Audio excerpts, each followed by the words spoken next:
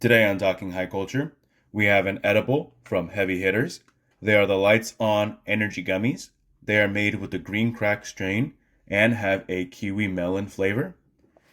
They have 20 milligrams of THC per piece as well as 10 milligrams of THCV.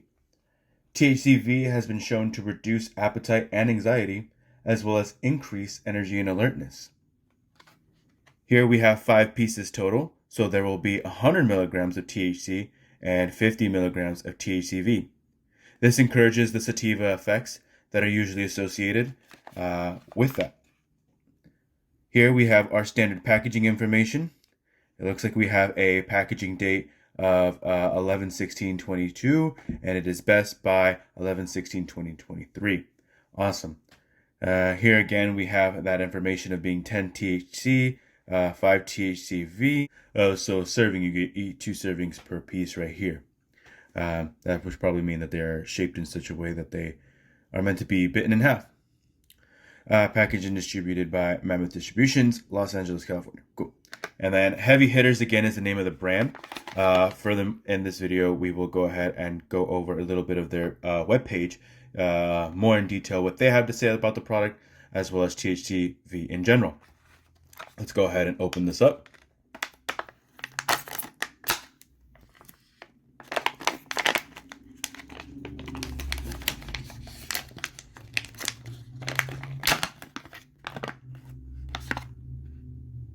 There are the gummies.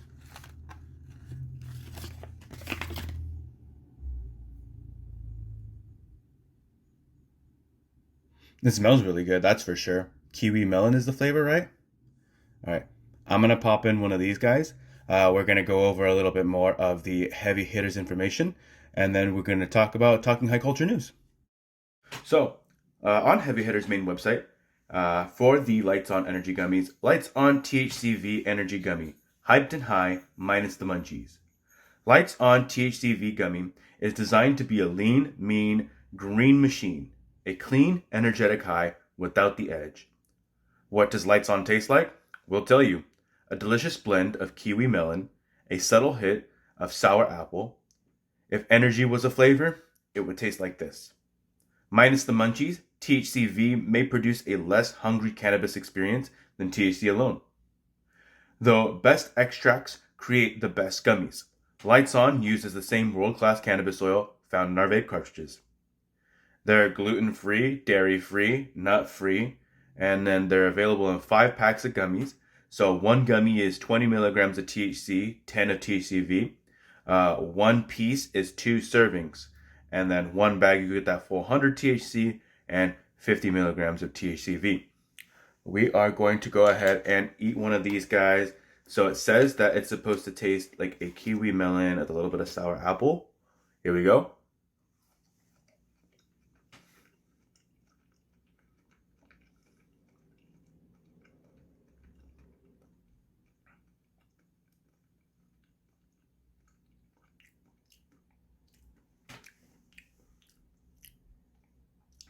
Yeah, so right away I do get a little bit more of that sour apple. It was a little on the sour side, not super heavy.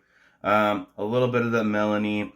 I guess like in general, when they have these artificial like fruit flavors, you do kind of have like the kiwi and sour apple kind of like blending together in most cases.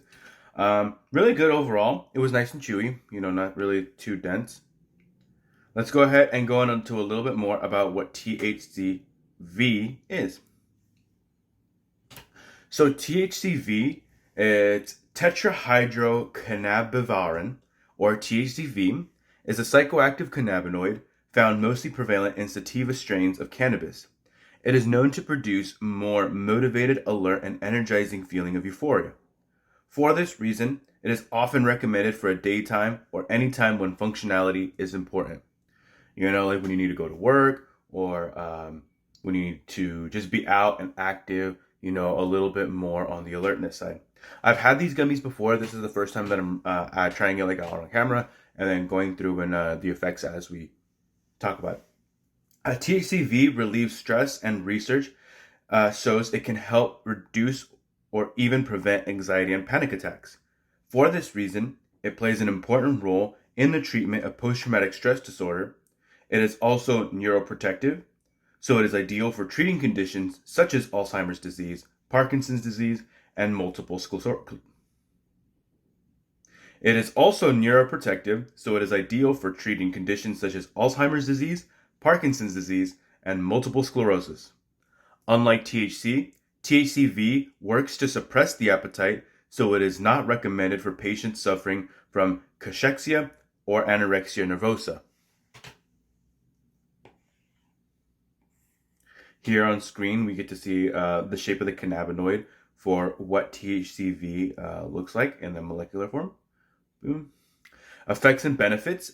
So research has shown that THCV is effective in the treatment for a variety of symptoms and conditions. Examples of conditions for which THCV is particularly effective in providing symptom relief are listed below. PTSD, Parkinson's disease, seizures, including epilepsy, Alzheimer's disease. So that's just a little bit from Cresco Labs, which do test different cannabinoids, and they have a very short information dump on what THCV is, because it's a much more recently studied cannabinoid. So we have, based off of this testing, it can help out with PTSD, Parkinson's disease, seizures, and Alzheimer's disease, helping reduce stress, reduce panic attacks. Now, when I have taken these gummies before, I have noticed that my alertness overall was just increased. It kind of did feel like I was drinking a Red Bull, but like without the jitters. And that's how I've explained it to most people when they come in and asking about like THCV in general. So yeah, in about 30 minutes, that should kick in. We're going to go ahead and see how I feel as I continue talking about more cannabis news. We're going to start off with Leafly. So sometimes one thing that I notice, no matter how high that I get, is that no matter how high that I get, and no matter how my high is, whether it be through edible, through smoking, through vaping, through dabbing, I get cotton mouth, right? So I wanted to go over this article that talks about cotton mouth from Leafly. And it was published on January 20th, 2023, so it's a much more recent article too. High and dry, what causes cannabis cottonmouth and how do you treat it? This article was published on Leafly by Emma Stone, again, January 20th, 2023. One bad thing about partaking in weed is the unwelcome sensation of feeling like you swallowed a bunch of cotton balls. Cottonmouth, or having a mouth and throat as dry as the Sahara Desert after consuming cannabis, is one of the odder side effects of weed. When it strikes, all bets are off. You may find yourself chugging back water and chewing gum like a fiend to get saliva flowing again. So what is it about weed that dries out the mouth and parches the throat? How can you stave off cottonmouth when it hits, or even better, avoid it altogether? That's what I want to know. So what is cannabis cottonmouth? Cannabis cottonmouth, or as it's officially known, xerostomia, is when the mouth and throat dry out after cannabis use. When xerostomia sets in, saliva production in the mouth decreases, and with less natural lubricant in the mouth, talking and swallowing become more challenging. Xerostomia can arise when we consume cannabis, but it can also be triggered by aging, certain medications, or even dehydration. The term xerostomia refers to a symptom or sensation rather than a specific medical condition. If you consume a bunch of cannabis and then you go to bed, you may even have the unforgettable experience of waking up coughing and gagging, with the feeling that your salivary glands have vanished. Writing from first-hand experience here, Miss Emma Stone says. Most smokers have experienced the condition at some point. I can say I get cotton mouth pretty regularly, like I just described earlier. Despite the somewhat entertaining name, the experience of cotton mouth isn't a laughing matter. The predominant symptoms include unquenchable thirst, a noticeably dry mouth, throat, and tongue, difficulty chewing, swallowing, or speaking, and cracked lips. What's more, feeling thirsty with a mouth as dry as sawdust is also less than ideal for optimal oral health. Saliva functions as a natural cleanser for our mouths, so when it wanes, there's a greater opportunity for bacteria to proliferate. In the case of some cannabis delivery methods, cottonmouth can linger for a long time. Cottonmouth typically occurs during the peak effects of cannabis use and can last for several hours depending on the amount of cannabis a user ingests, says Ethan Pompeo, founder and CEO of Green Valley Nutrition. Since the onset time of effects varies based on the delivery method, cannabis smokers will typically experience cottonmouth within 30 minutes to an hour, whereas cottonmouth caused by edibles may not kick in for an hour or more, but may last much longer. That's what I'm saying. So what causes cannabis cottonmouth? There's a common misconception that cottonmouth is caused by weed smoke drying out the mucous membranes and throat. However, all forms of cannabis consumption can cause cottonmouth. Smoking, vaping, edibles, and tinctures all activate the same cannabinoid receptors, which reduce saliva production, says Pompeo. When it comes to identifying a culprit, there's a convincing evidence from animal studies that THC is a major factor due to its effects on the CB1 receptors. CB1 receptors are one of the two major endocannabinoid receptors in the human body with which THC interacts. THC binds with CB1 receptors located in different parts of our body, kicking off effects such as euphoria, relaxation, and pain relief. There are CB1 receptors in our salivary glands, which is why THC can affect saliva production. The theory is that with THC on board, salivation is inhibited to a dose-dependent manner, so the more THC, the less salivation, said Dr. Benjamin Kaplan, MD, founder of Chief Medical Officer for CED Clinic and CED Foundation. THC hits CB1 receptors in the brain to feel nice, but it also hits comparable CB1 receptors in the salivary glands, effectively causing them to chill out and stop lubricating as regularly and consistently. As a result, the nervous system reduces saliva production and presto, your mouth's as dry as a desert. THC can also reduce moisture elsewhere in the body, drying out the eyes and inhibiting the ability to tear up. So, if it's my understanding, right, just the way that THC works with your CB1 receptors just also affects the way that your body just produces that salivation in general. Yeah, the CB1 receptors are in our salivary glands, which is why they affect the salivary production. Okay, yeah. According to Kaplan, the drying effects of THC are similar to tolerance. Seasoned cannabis aficionados might not experience the same level of throat-choking dryness as noobs.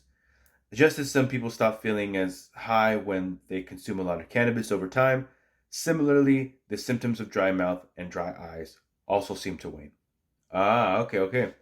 Yeah, that's kind of why, I feel like I can kind of take a lot of hits without really coughing out my lungs right nowadays. You know, it's just kind of your tolerance builds up to the overall effect of everything, right? So let's go ahead and continue. Is cottonmouth bad for your health? There's no imminent danger associated with a dry mouth or throat. In the short term, it's just unpleasant. However, over the long term, issues may arise. Cottonmouth can be very uncomfortable, and it can initiate a gag reflex if not treated or managed, said Pompeo. Having a dry mouth frequently can also provoke oral health issues. Saliva plays a critical role in oral health by protecting the teeth and mouth from bacteria setting up camp. When saliva production is interrupted for long periods, plaque can build up, leading to tooth decay, gum disease, oral infections such as candidiasis and halitosis, bad breath. Research shows that 70% of people who experience xerostomia regularly have tooth decay and at least one place compared to 56% who don't experience dry mouth. Essentially, the evidence suggests that there are more frequently mouth is dry, the greater the likelihood of developing oral health issues. So the more cotton mouth that you just kind of let and not actually take care of, the more likely that you're going to have oral health issues, right? Which, I mean, hey, look, I get it, dude. You know, we all gotta try to brush our teeth as much as possible. Tips on avoiding and treating cannabis cottonmouth. If you want to completely avoid cottonmouth, the only surefire way is to avoid THC. But for those who love THC-rich products, that may not be an option. So the next best bet is to use the cannabinoid mindfully. If you must consume THC, be careful you don't overdo it, said Pompeo. Remember, the duration and the intensity of effects depend on the amount of THC that is ingested. Kaplan pointed out that CBD may also help subdue the drying effects of THC. Oh, look, there you go. CBD can help reduce cottonmouth. They said it there on Leafly. Studies show that CBD can counteract the effect of THC, and these studies are confirmed by experience in the clinic, said Kaplan. There you go. CBD helps with cottonmouth. To alleviate dryness, if it hits, plentiful hydration is helpful, and water is best. Gotta stay hydrated. You can also manage cottonmouth symptoms with saliva-stimulating products such as sugar-free candy, unsweetened beverages, or chewing gum. Yeah, that's what a stoner would offer you. Drinking herbal tea and honey can reduce throat soreness and sensitivity. Ooh, I love tea. Minimizing sugar, caffeine, and alcohol consumption is recommended as these substances can also dehydrate the body. Avoid your sugary munchies, yo. Kaplan advises regular weed users to visit the dentist often and brush their teeth frequently. And if all else fails, here's a fun suggestion from a Reddit user. Alright, pulling stuff from Reddit now. For years, my wife has rung a bell just before she feeds me. So now whenever a bell is rung, I start to salivate, even if there is no food there. Works great for cottonmouth, get high, and ring a bell. Instant mouth sploosh. I don't know if I like the word sploosh, but that is Emma Stone from Leafly's take on cottonmouth. And what I take away from it is that cottonmouth is just a direct result of the way that THC interacts with your cannabinoid receptors, and the best ways to alleviate it are just to stay hydrated in general, take it easy on the weed, chewing gum, and other types of candy may also help you out in that aspect. Cool. Let's go ahead and move on to the next article. And this one's from High Times. And this is actually a world news article. It says, Australia activists face charges for 420 Sydney Opera House projection protest. I like Australia, like in concept. I've never been. But all Australian media paints a very beautiful picture of it, despite all the creatures that may want to kill you in your sleep that I've heard exist over there. And it seems that there was a protest in which they projected the pot leaf onto the Sydney Opera House just based off of the image. Let's go ahead and go further into the article. So by A.J. Harrington, and this was today, January 23rd.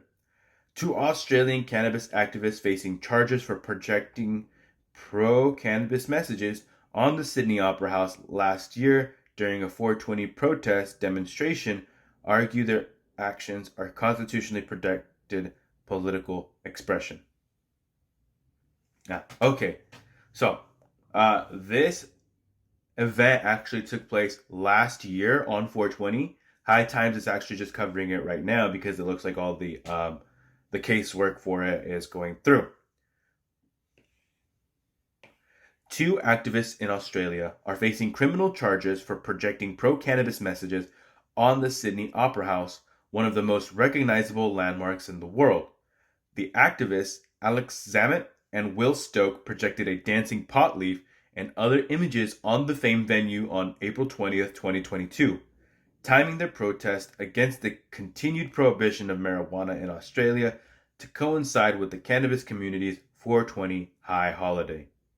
So they chose 420 to demonstrate their protest as to why their protest against cannabis being illegalized in Australia. Cool for them.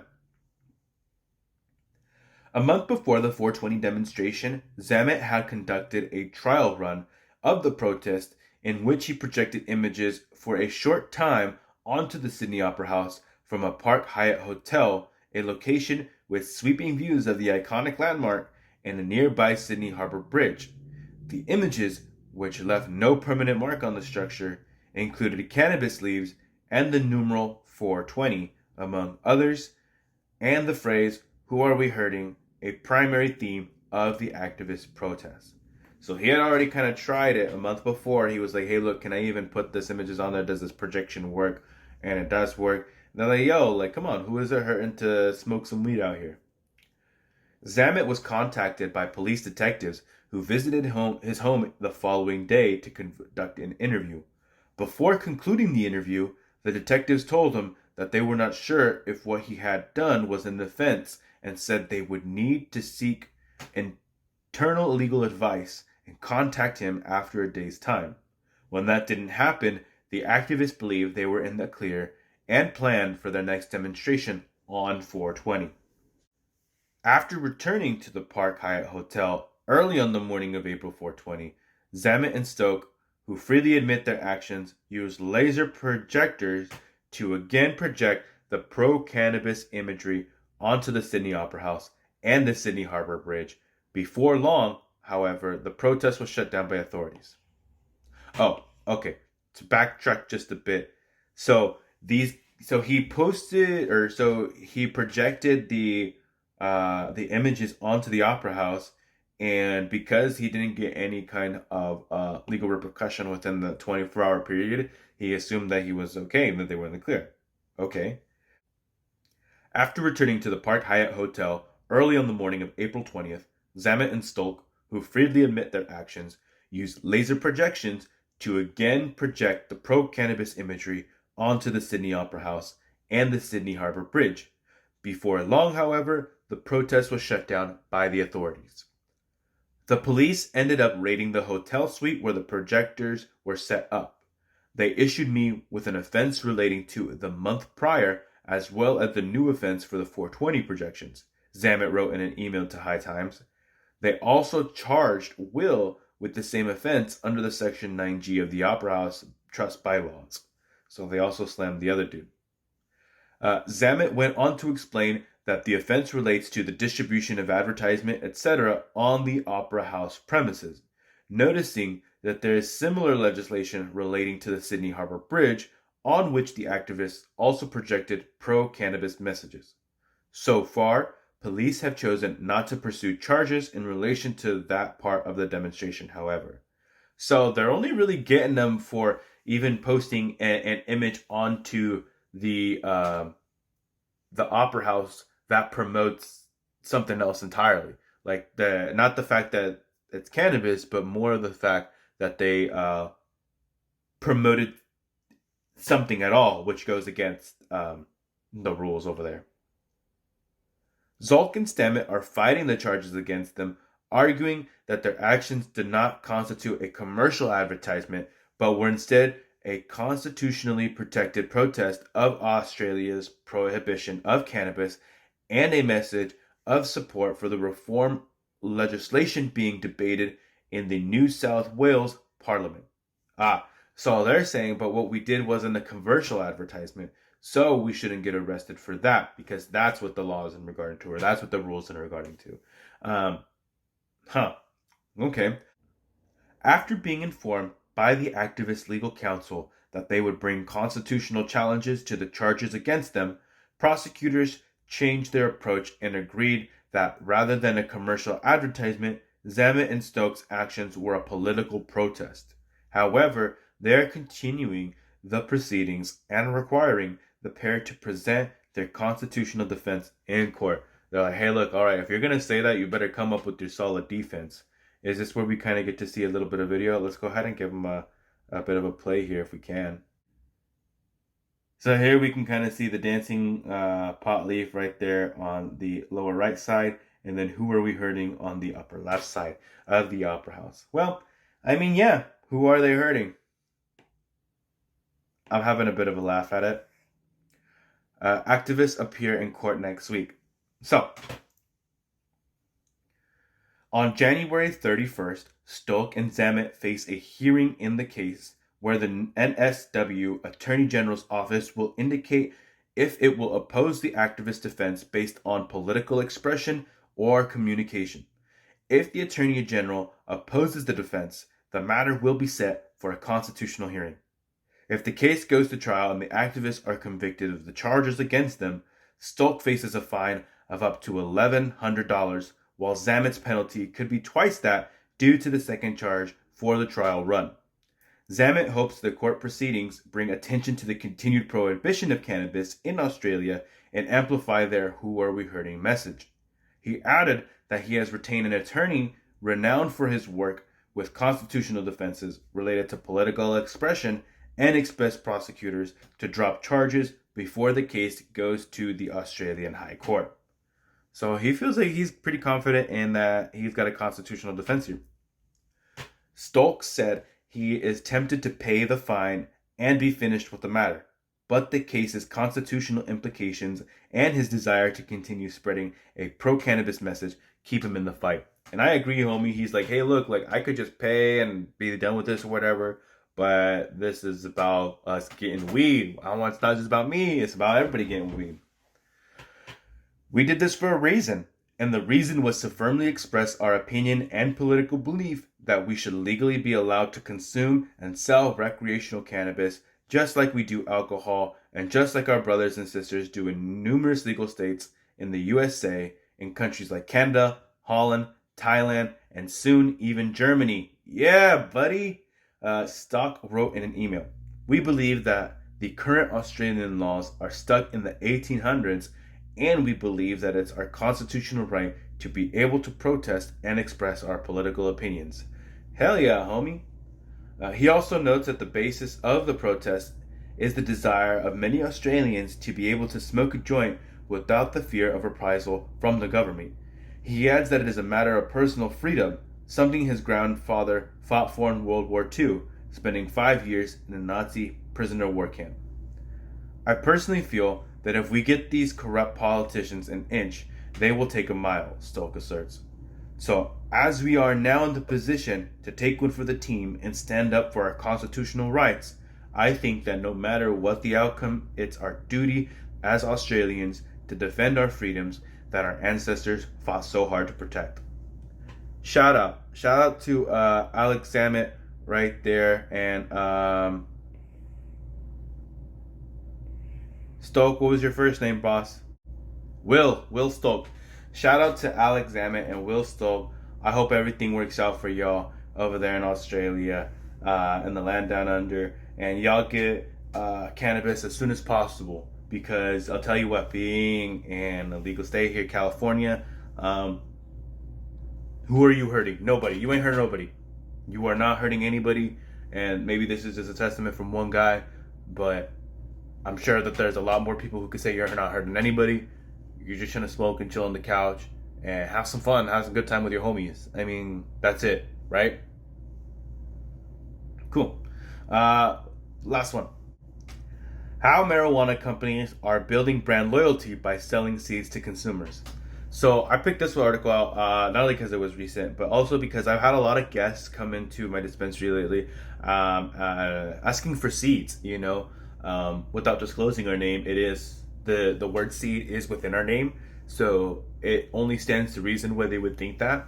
But not a lot of dispensaries that I've seen in general offer seeds, but they do offer clones. And then our shop has offered clones in the past, so it also makes sense as to why people would think that we offer seeds too. At least in the hope that we do. So MJBizDaily, we have Bart Shanneman, who is the editor. Several cannabis companies have added marijuana seeds to their line of product offerings, even though the move at first blush might seem counterintuitive. Why, for one, would marijuana companies want consumers to grow their own plants? Yet there's a lot of logic here. Consider how many people grew their own vegetables, also shop for fresh veggies at a grocery store or farmer's market.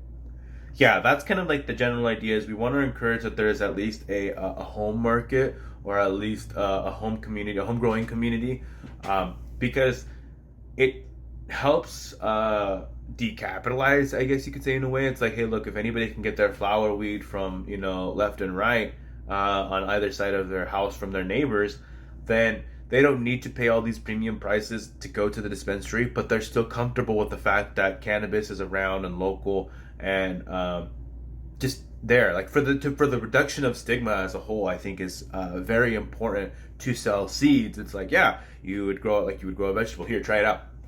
Everybody who's got a home garden during the spring and summer grows tomatoes, but 98% of the tomatoes they buy are at the store.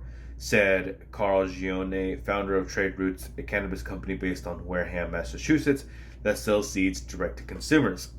If growing tomatoes makes them want to buy tomatoes, then I want to let them grow. So, they're suggesting that because tomatoes are only there during a certain time of the season, the rest of the time when they want tomatoes, they're going to go to the store to go buy those tomatoes. And they're suggesting the same thing with cannabis. It's like just because you grow cannabis, their implication is that when your stuff isn't in season, you want to go buy it from the dispensary because you still need it. You know, you still need the cannabis, or you just want to try something different. Which honestly is 100% anecdotal experience that I can confirm with, that I can share that reasoning behind. Is that I have a lot of guests come in that say, "Oh, you know, I grow my own, but I just wanted to come in because I want to try something different. I smoke so much of my own stuff. I need something different to cleanse the palate." Or, you know, I'm going on a road trip and I want something a little bit better, you know, or I want this, I want that. But the fact that they grow on their own doesn't stop them from coming into the dispensary to actually purchase product, which is great. Let's see. An increasing number of companies are offering seeds thanks to the change in federal policy. The move can be profitable for some, while others are doing it to build brand loyalty and share genetics. That's another benefit that I can see of sending out seeds, is to preserve certain strain lineages or to encourage those lineages to be crossbred. You know, it's all about making sure that what works for you, you have what works for you. You know, that's the main part about cannabis, is that I've known strain per strain.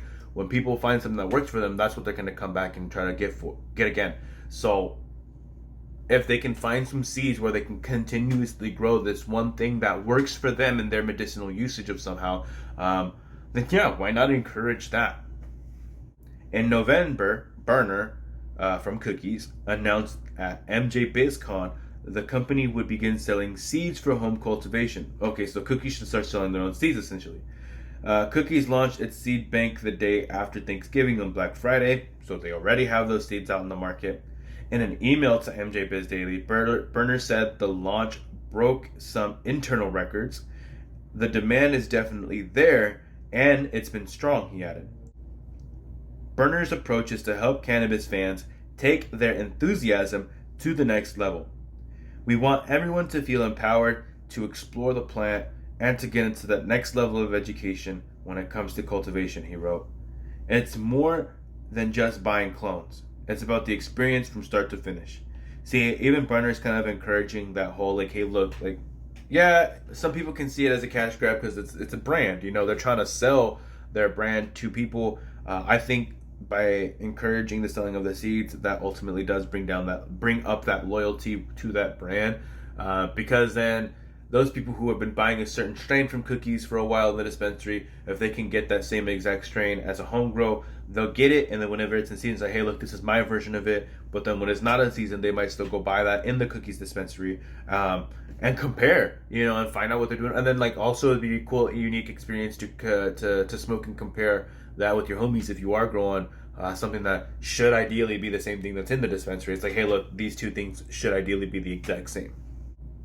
Marketing is crucial. The cannabis seed business became a more viable option last year when the U.S. Drug Enforcement Administration clarified that it's legal to sell and distribute cannabis seeds across the U.S., according to Florida-based cannabis cultivation consultant Ryan Douglas. A previous regulatory gray area is now crystal clear, and law-abiding cannabis companies are wise to seize this opportunity, he told MJBizDaily via email. So, completely fine to distribute cannabis seeds across the United States. That is okay. You can't distribute fully developed, cured cannabis across state lines, though, right?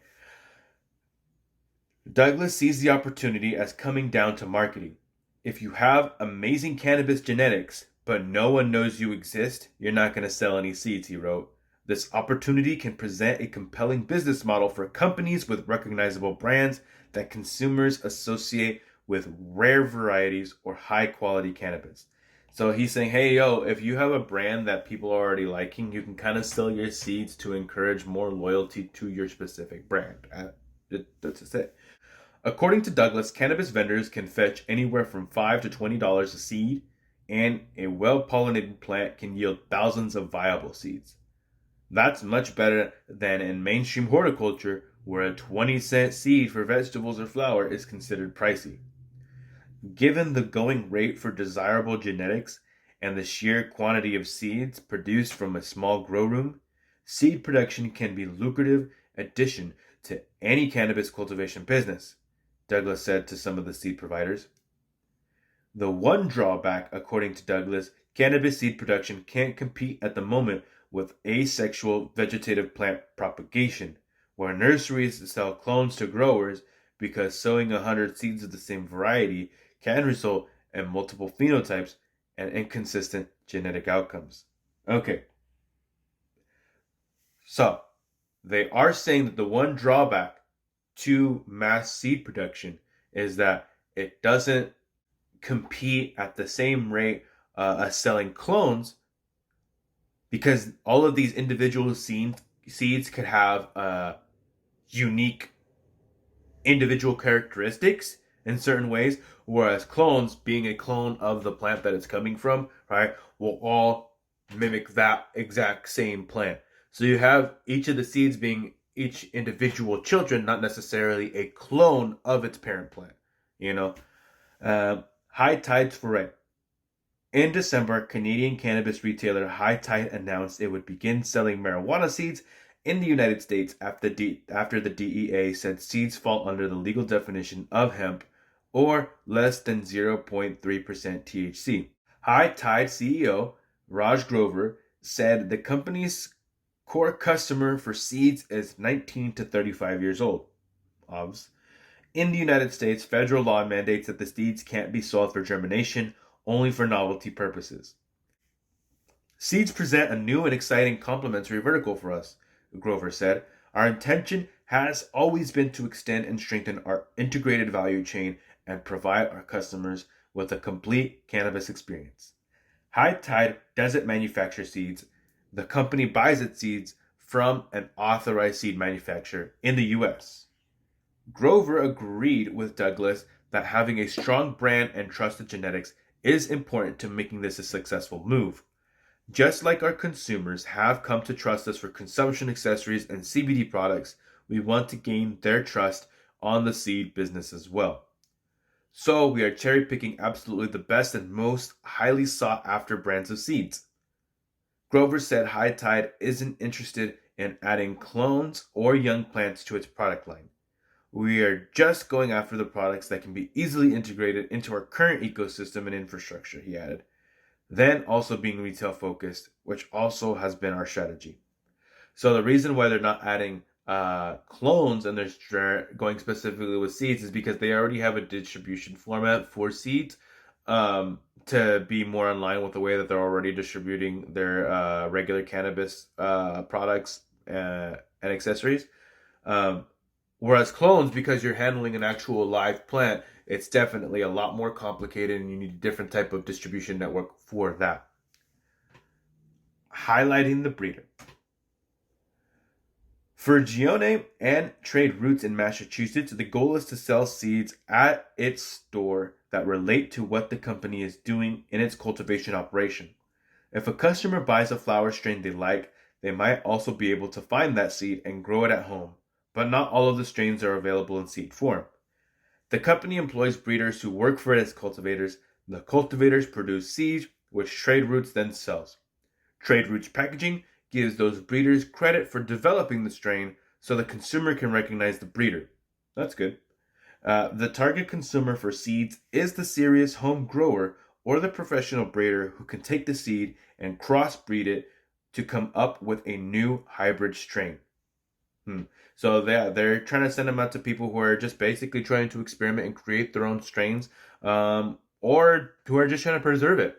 You know, OGs. That's to new people and OGs. It's to everyone, basically, 19 to 35 years old. The purpose for us carrying those seeds, he added, is really to highlight the breeder and to shine a light on what is really going on here behind the scenes and to educate the consumer to what a strain is and what breeding is. And I agree.